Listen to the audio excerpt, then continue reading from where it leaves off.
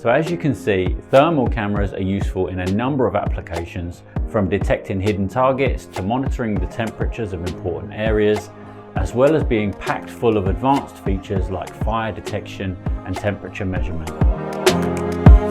So with an IP active deterrence PTZ and its missing object functionality, we can draw a missing object area around a scene, and when the camera detects a target has entered the area and upon the target leaving it detects that an object has been removed, the alarm will trigger after a predefined amount of time.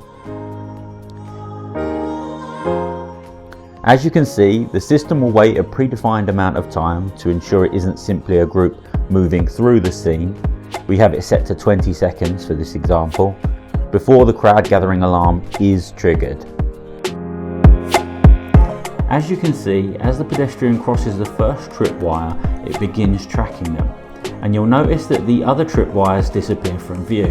This is because the PTZ's current activity of tracking the target pedestrian overrides these.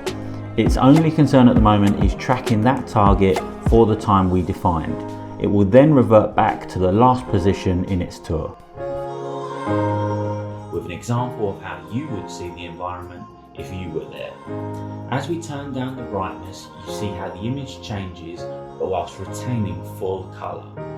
And as we reach 0%, you'll see the starlight technology kick in, and yet we still have a colour image despite there only being a small amount of ambient light around. This is the kind of image quality you can expect from our colour night technology.